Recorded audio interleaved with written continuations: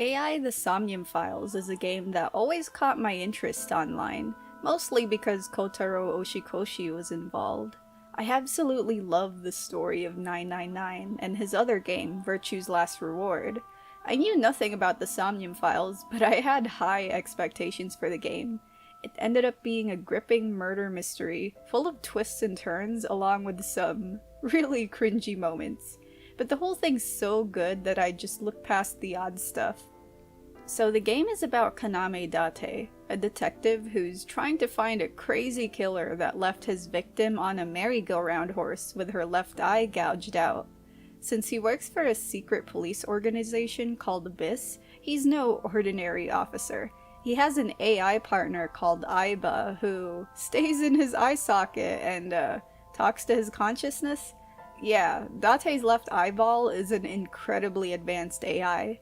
She can even do a bunch of things like zoom into places, use X-ray vision, and bring up information on command about different people and areas.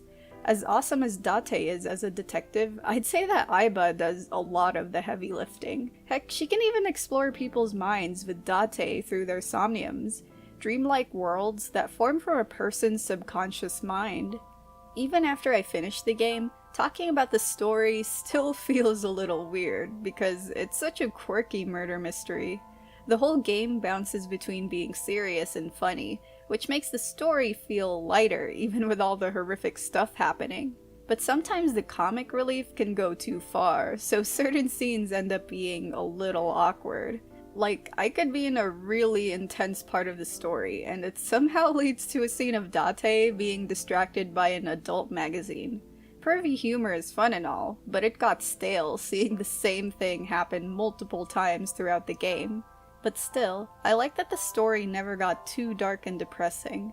The wholesome and funny moments sprinkled in between were great, and I'd say that the cringy scenes were just as fun, even though they were kinda painful to sit through at the time. Now, The Somnium Files is a fully voice-acted visual novel with point-and-click elements, so you'll be exploring different parts of the city for the investigation. Along the way, you'll meet a lot of characters that range from normal people, Yakuza members, a Twitter user, and an e-girl idol. Yep, this game has a really diverse cast. Clicking on different dialogue options lets you get to know them and get clues about the investigation. Outside of conversations, you can click and drag around the room to inspect objects. This was actually one of my favorite parts of the game because it led to some really bizarre dialogue. When you find a person of interest, you'll be able to enter their mind using the sync machine in Abyss. This allows Aiba to have a physical form that lets her explore their somnium and find a way to get past their mental locks, which can reveal leads for the case. Everyone has different somniums, so all of their mind's worlds look unique, but the gameplay is always the same. You'll be walking around as Aiba and interacting with objects around you. There's a catch though. You can only be in a somnium for 6 minutes. So yeah, the timer starts as soon as the cutscenes finish. Time slows down to milliseconds when you stand around, but as soon as you move, seconds start to pass, and when you interact with objects, you'll get different options that make even more time pass.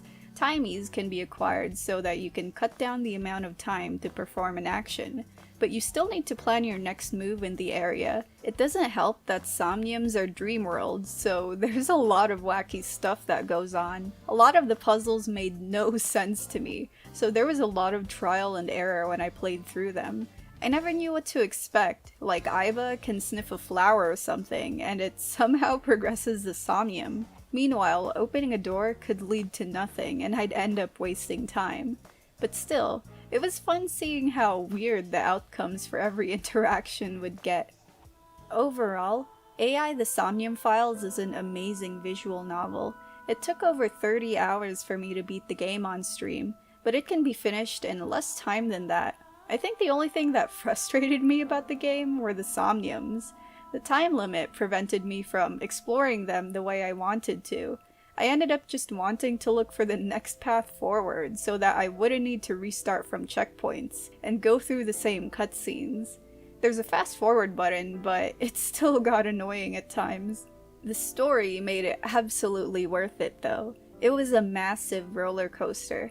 The game left me wanting more answers. Like every time I thought I was getting closer to the truth, new plot twists would happen and I'd be left confused with even more questions in my head.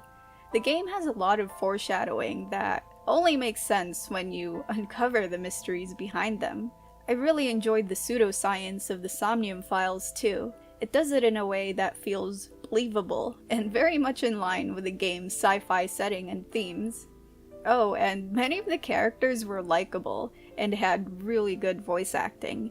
It immersed me into the story, whether it was during dramatic scenes or hilarious moments. I could go on and on about the Somnium Files, so I'll just end it here, especially since a lot of the interesting parts about the game are massive spoilers.